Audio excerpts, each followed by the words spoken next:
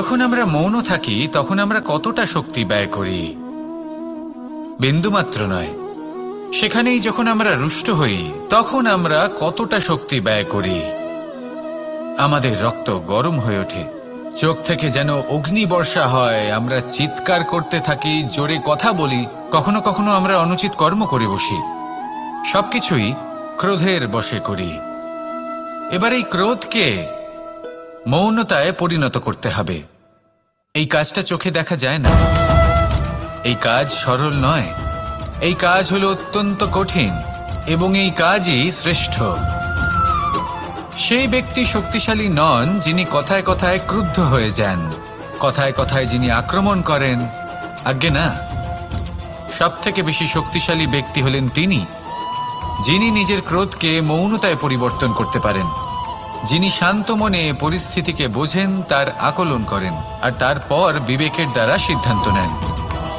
তিনি হলেন সব থেকে শক্তিশালী ব্যক্তি। তাহলে সেই ব্যক্তি হয়ে উঠুন আর আমার সাথে ভালোবেসে বলুন, রাধা রাধা। জীবনে যখন আমরা কোনো পরিস্থিতির সম্মুখীন হই তখন আমাদের সামনে দুটো পথ থাকে, তাদের মধ্যে কোনো একটা নির্বাচন আমাদের করে নিতে হবে, এই মনে করে নিতে হবে। নির্বাচন এই সংসারের সবথেকে গুরুত্বপূর্ণ বিষয়। একটা নির্বাচন আপনার বর্তমান বদলে দিতে পারে, আপনার ভবিষ্যৎ বদলাতে পারে, আগামী প্রজন্মের জন্য ইতিহাস রচনা করতে পারে। একটা নির্বাচন। এবার দেখুন, যে পরিস্থিতি আপনার সামনে আছে আপনাকে সেই পরিস্থিতির সম্মুখীন হতেই হবে, সেই কষ্ট সহ্য করতেই হবে, সেই মতোই কাজ করতে হবে। শুধু এই বিষয়টা নির্বাচন করতে হবে যে এই পরিস্থিতির সম্মুখীন হওয়ার সময় আমি কি দুর্বল হয়ে থাকব নাকি আমি শক্তিশালী হয়ে থাকব। এই নির্বাচন এই মনের মধ্যে করতে হবে। আর এই নির্বাচন হলো সব থেকে বেশি গুরুত্বপূর্ণ নির্বাচন। যদি নিজের মনকে শক্তিশালী করে তুলে সেই পরিস্থিতির সম্মুখীন হন তাহলে কিছুই আপনাকে বাধা দিতে পারবে না। পূর্ণ নিষ্ঠার সাথে, সাহসের সাথে এই মনকে শক্তিশালী করে তুলুন, তাহলে কোনো সংকট আপনাকে না বাধা দিতে পারবে না ভাঙতে পারবে। আপনি নিজে সাফল্যের শিখরে পৌঁছতে পারবেন আর এই মন প্রসন্ন হয়ে বলবে, রাধা রাধা। জীবনে সব থেকে বেশি মূল্যবান বস্তু কি? ধন, স্বর্ণ, মাণিক্য, আভূষণ? না, এই সব কিছু মিলিয়েও সময়ের এক মুহূর্তের সামনে মলিন হয়ে পড়ে। এক মুহূর্ত যা এক দরিদ্রকে রাজা করতে পারে, যা এক রাজাকেও দরিদ্র করতে পারে। একটি মুহূর্ত যা আপনার আত্মবিশ্বাসকে পর্বতের শিখরে পৌঁছে দিতে পারে, একটি মুহূর্ত যা আপনার অস্তিত্বকে গভীর সাগরে বিলীন করে দিতে পারে। একটি মুহূর্তের খেলা। সব সময় জীবনে সেই ব্যক্তিকে সম্মান করুন, শ্রদ্ধা করুন যিনি আপনার জন্য সময় বের করে থাকেন। সবসময় সেই ব্যক্তির প্রতি নিষ্ঠাবান থাকুন যেই ব্যক্তি খারাপ সময় আপনার পাশে দাঁড়িয়ে থাকে। এই সময় সব থেকে বেশি মূল্যবান। আসুন আমার সাথে ভালোবেসে বলুন, রাধা রাধা। প্রজাপতি দেখেছেন? কি সুন্দর হয় তাই না এই প্রজাপতি? ওদের দিকে তাকালে নিজের অজান্তেই নিজের মুখে হাসি ফুটে ওঠে। কিন্তু এই প্রজাপতি জন্ম থেকেই এমন দেখতে হয় না। জন্ম থেকে এদের কাছে ডানা থাকে না, এরা উড়তেও পারে না। যখন একটি প্রজাপতি জন্ম নেয় তখন প্রথমে ডিম অবস্থায় থাকে সে। আস্তে আস্তে সেই কবচ সে ভেঙে ফেলে, খুব পরিশ্রম করতে হয় তাকে। তারপর কীটের আকার ধারণ করে সে চলতে থাকে। অনেক কষ্ট সহ্য করতে হয়, অনেক পরিশ্রম করতে হয়। তারপর তার রূপ বদলে যায়, তারপরে তার ডানা গজায়, তারপরে সে উড়তে পারে। এই নিরন্তর পরিশ্রমই সাফল্যের মূল মন্ত্র হয়। কখনো কখনো প্রতিভাও কম পড়ে যায় যদি নিরন্তর পরিশ্রম না করা হয়, যদি সমর্পণের ভাব মনে না থাকে, দৃঢ় নিষ্ঠা না থাকে। আর কখনো কখনো সেই ব্যক্তি যার মধ্যে বিশেষ প্রতিভা থাকে না, সেই ব্যক্তি নিরন্তর পরিশ্রম করে, নিজের মনে সমর্পণের বোধ জাগিয়ে তোলে, দৃঢ় নিষ্ঠার সাথে কর্ম করে আর সাফল্য লাভ করে। সেই জন্য আপনি জীবনে যেখানেই পৌঁছে যান না কেন, নিরন্তর পরিশ্রম করতে থাকুন। তবেই আপনার ভবিষ্যৎ রঙিন প্রজাপতির মতন গগনচুম্বী হবে। তবেই এই সংসার আপনাকে দেখবে এবং নিজের অজান্তেই এই সংসার নিজের মুখে হাসি ফুটিয়ে তুলবে এবং এই সংসার আমার সাথে ভালোবেসে বলবে, রাধা রাধা। পুরাণে আমরা দেখেছি যে মাতা পিতা কতটা মহান হতে পারেন। কিভাবে শ্রী গণেশ নিজের মাতা পিতাকে পরিক্রমণ করলেন এবং পরম পূজনীয় হয়ে উঠলেন। কিভাবে ভক্ত শ্রবণ নিজের অন্ধ মাতা পিতাকে তীর্থযাত্রায় নিয়ে যাবেন বলে নিজের কাঁধে ওনাদের বসালেন এবং বয়ে নিয়ে গেলেন। এরকম অনেক অমূল্য শিক্ষা আমরা লাভ করে থাকি পুরাণ থেকে। কিন্তু এসব কথা হলো পুরাণের কথা। কথা বলা যাক আমাদের জীবন নিয়ে। আমাদের এই জীবনে আমাদের মাতা পিতা কেন আমাদের কাছে এতটা অমূল্য? কেন আমরা ওনাদের এতটা ভালোবাসি? কেন আমরা ওনাদের এত সম্মান করি? আর কেনই বা ওনাদের এতটা সম্মান করা উচিত? মমতার কারণে। মায়ের মনের এক ধরনের মমতা, পিতারও এক ধরনের মমতা। এই দুইয়ের মমতা ভিন্ন, কিন্তু এনাদের দুজনের মমতার কেন্দ্রবিন্দু হলো ওনাদের সন্তান। মাতা মমতার কারণে সকালে তাড়াতাড়ি উঠে পড়েন, খাবার তৈরি করেন, এটা ভাবেন যে আমার সন্তান যেন অভুক্ত না থাকে।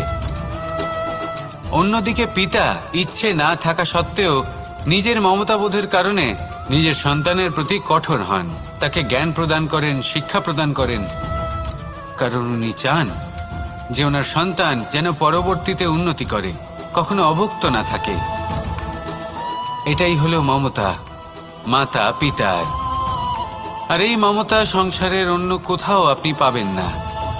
তাই সবসময় নিজের মাতা পিতাকে সম্মান করুন, ওনাদের ভালোবাসুন, যতটা ইচ্ছে ভালোবাসুন।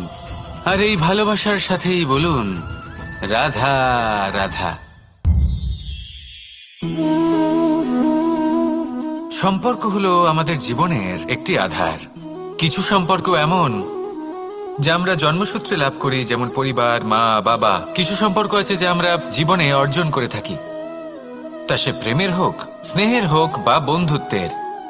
এই সকল সম্পর্ক লাভ করার বা গড়ে তোলার 5টি ধাপ রয়েছে। প্রথম ধাপ, কোনো ব্যক্তির সাথে আলাপ হওয়া, তার সাথে কথা বলা বা তাকে দেখা। দ্বিতীয় ধাপ, সে ব্যক্তিকে আমাদের ভালো লাগা। তৃতীয় ধাপ, আমাদের এটা চাইতে শুরু করা যে জীবনে এই ব্যক্তি যেন আমাদের বন্ধু হন, আমাদের জীবনে থাকেন, বা আমাদের কাউকে ভালোবেসে ফেলা আর এটা আমাদের ভাবা বা চাওয়া যে সেই ব্যক্তি যেন আজীবন আমার সাথে থাকেন, আমার জীবনে আমার সাথী হয়ে। চতুর্থ ধাপ, লাভ করা। এবার এই ধাপটি অনেক মানুষের পক্ষেই খুবই সরল হয়, বড়ই সরলভাবে নিজেদের সঙ্গীকে লাভ করে থাকেন। কিছু মানুষের জন্য এই ধাপ অত্যন্ত কঠিন হয়ে থাকে। অনেক প্রতিকূল পরিস্থিতির উপর জয়লাভ করে তারা সঙ্গীকে লাভ করেন, কিন্তু লাভ অবশ্যই করেন। এরপরে আসে পঞ্চম, অন্তিম এবং সবথেকে গুরুত্বপূর্ণ ধাপ। সেটা হলো সেই সম্পর্ক পালন করা। এটা হলো এমন এক বিষয় যা প্রত্যেক মানুষের শেখা উচিত। যদি ব্যক্তি নিজের জীবনে সম্পর্ক রক্ষা করতে শিখে যান, তবে প্রত্যেক সম্পর্ক তার জীবনকে স্বর্গ করে তুলবে। আসুন আর আমার সাথে ভালোবেসে বলুন, রাধা রাধা। জ্যোতিষ একটা বিদ্যা, এ হলো একটা বিজ্ঞান। যে নক্ষত্র দশায় আপনি জন্মগ্রহণ করেছেন, যে স্থানে আপনার জন্ম হয়েছে, এগুলো আপনার জীবনের দিশা স্থির করার ক্ষেত্রে গুরুত্বপূর্ণ ভূমিকা পালন করে। কিন্তু যে রাশিতে আপনি জন্ম নিয়েছেন আর আপনার যা নাম স্থির হয়েছে, সেটা আপনার ভবিষ্যৎ নির্ধারণ করবে তা আবশ্যক নয়। রা দিয়ে রাম এবং রা দিয়ে রাবণ, এই দুজনের রাশি সমান ছিল, কিন্তু একজন নিজের শক্তির দুর্ব্যবহার করলেন। স্বর্ণ লঙ্কার অধিপতি রাবণ, চতুর্দিকে বিজয়ী হওয়া সেই ব্যক্তি নিজের পতনের সম্মুখীন হলেন। শ্রীরাম রাবণকে বধ করলেন। শ্রীরাম, যিনি নিজের কর্ম দ্বারা, নিজের পরিশ্রম দ্বারা ঈশ্বর উপাধি লাভ করেছিলেন, 14 বছরের বনবাস ভোগ করলেন, আর যখন বিপদে পড়লেন তখনও নিজের রাজ্যের সাহায্য নিলেন না। বনের মধ্যে নিজে বানর এবং ভাল্লুকদের নিয়ে একটি সেনাবাহিনী গড়ে তুললেন এবং রাবণকে তার কুকর্মের শাস্তি দিলেন। তাই সর্বদা এটা মনে রাখবেন, আপনার খ্যাতি, আপনার ভবিষ্যৎ আপনার কর্ম নির্ধারণ করে, আপনার রাশি নয়। তাই সবসময় শ্রেষ্ঠ কর্ম করুন আর আমার সাথে ভালোবেসে বলুন, রাধা রাধা। আমাদের সকলের কাছে বৃক্ষ অত্যন্ত প্রিয়। আমরা সর্বদাই চাই এই বৃক্ষ যেন সবুজ থাকে, ফুলে ফলে ভরে থাকে, আমাদের ছায়া প্রদান করে, তা যেন সুস্থ থাকে, আমাদের ফল প্রদান করে। আর সেই জন্য আমরা প্রতিদিন সেই বৃক্ষকে জল প্রদান করি। কিন্তু কখনো ভেবে দেখেছেন যে জল তো আমরা বৃক্ষের গোড়ায় দিই, তারপরেও এই জল সেই বৃক্ষের প্রত্যেকটি পাতায় ঠিক পৌঁছে যায়? এটা কিভাবে সম্ভব? কিছুটা এরকমই হলো আমাদের কর্ম। যদি এই পৃথিবীতে থেকে শুদ্ধ মনে সৎকর্ম করেন, এই কর্ম সোজা ঈশ্বরের কাছে গিয়ে পৌঁছয়। যদি শ্রদ্ধাভাব নিয়ে সমর্পিত হয়ে শুদ্ধ চিত্তে আপনি কাউকে সেবা করেন, তা সে মাতা পিতাই হোক, পরিবার হোক, গুরু হোক, পশুপক্ষী হোক বা সমাজ হোক, তাহলে সেটা সোজা ঈশ্বরের চরণে সমর্পিত হয়। সবসময় সবসময় শুদ্ধ চিত্তে সমর্পিত হয়ে এবং মনে শ্রদ্ধা ভাব নিয়ে কর্ম করুন। ঈশ্বর নিজে থেকেই এর ফল আপনাকে প্রদান করবেন। আসুন আমার সাথে ভালোবেসে বলুন, রাধা রাধা। আশা এবং বিশ্বাস মানুষের জীবনের দুই অমূল্য স্তম্ভ। এটাই হলো ঢাল এবং এটাই হলো অস্ত্র। এটাই আমাদের রক্ষা করে এবং এটাই আমাদের জীবনের পথ প্রশস্ত করে। কিন্তু ছোট একটা সমস্যা আছে। এবার যদি আপনি বটবৃক্ষের থেকে এই আশা রাখেন যে এ আমাকে ফল দেবে, তাহলে সেই আশা ভঙ্গ হওয়াই স্বাভাবিক। আর যদি আপনি বিশ্বাস করেন যে খেজুর গাছ আপনাকে ছায়া প্রদান করবে, তাহলে সেই বিশ্বাসও অবশ্যই ভঙ্গ হবে। তাহলে কি করা উচিত? চোখ বন্ধ করে যে কাউকে বিশ্বাস করার আগে বা যে কারোর থেকে আশা রাখার আগে নির্বাচন করুন যে কার ওপর বিশ্বাস রাখতে চান, কার ওপর আশা রাখতে চান। তবে আমি তো বলবো যে বিশ্বাস করতে হলে নিজের ওপর করুন, যে এই সংসারে এমন কোনো কাজ নেই যা আপনি করতে পারেন না। আর শুধু কর্ম করতে থাকুন আর ভরসা রাখুন ঈশ্বরের ওপর, যে উনি আপনার কর্ম দেখবেন আর আপনাকে আপনার কর্মফল অবশ্যই দেবেন, আপনাকে সাফল্য দেবেন। যদি আপনার বিশ্বাস অটল হয়, নিরন্তর পরিশ্রম করেন, তাহলে ঈশ্বর কখনোই আপনার আশা ভঙ্গ হতে দেবেন না। আসুন আর আমার সাথে ভালোবেসে বলুন, রাধা রাধা। যখন মানুষের মৃত্যু হয় তখন কি হয়? অনেক সংখ্যক মানুষ শোক পালন করতে চলে আসেন। যে ব্যক্তি মৃত্যু লাভ করেছেন তার অনেক বস্তু থাকে যেগুলো তার প্রিয়, যেগুলো তিনি ব্যবহার করেছেন। তার শয্যা, তার বস্ত্র, তার আভূষণ সবকিছু তার থেকে বিচ্ছিন্ন করা হয় এবং খালি হাতে তাকে শ্মশানের উদ্দেশ্যে রওনা করা হয়। আমি আপনাকে এই প্রশ্ন করতে চাই, আপনি এই সংসারে কি অর্জন করেছেন? ধন সম্পত্তি, বস্ত্র, আভূষণ, এই সব কিছু যে আপনি অর্জন করেছেন, আপনার মৃত্যুর পরে তা আপনার থেকে দূর হয়ে যাবে। এর উত্তর হলো একটাই, আপনার কর্ম। শুধু সেটাই আছে যা একান্ত আপনার, আর শুধু সেটাই এই সংসার থেকে চলে যাওয়ার পরেও সংসারেই জীবিত থাকবে। যদি আপনি দুষ্কর্ম করেন, তাহলে এই সংসার আপনাকে একটি অনুচিত উদাহরণ হিসেবে মনে রাখবে যে এই ব্যক্তি খুব পাপী ছিল, অনুচিত কর্ম করতেন। যে পথে তিনি চলেছেন সেই পথে কারোর চলা উচিত নয়। সেখানেই যদি আপনি সৎকর্ম করেন, তাহলে সংসার চিরকাল এটাই বলবে যে খুব ভালো মানুষ ছিলেন, সবাইকে ভালোবাসতেন, সবাইকে সাহায্য করতেন, আমার খুব প্রিয় মানুষ ছিলেন। এটাই হলো শ্রেষ্ঠ কর্ম। সেই জন্য জীবনে শুধুমাত্র ধন, সম্পত্তি, আভূষণ এই সব অর্জন করতে গিয়ে নিজের মনোনিবেশ করবেন না। শ্রেষ্ঠ কর্ম করুন। সংসার থেকে চলে যাওয়ার পরেও এই কর্মই এই সংসারে আপনাকে জীবিত রাখবে। আসুন আমার সাথে ভালোবেসে বলুন, রাধা রাধা। কখনো কখনো অন্ধকারের সাথে লড়াই করার জন্য আমরা প্রদীপ জ্বালাই। এতে প্রথমে সলতে রাখি, তারপর তেল ঢালি, তারপর আগুন জ্বেলে এটা প্রজ্বলিত করি। তারপর একটা সময় আসে যখন এই প্রদীপ নিভে যায়। কারণটা কি? কারণ কি এটা যে প্রদীপের প্রকাশমান হওয়ার ক্ষমতা সমাপ্ত হয়েছে?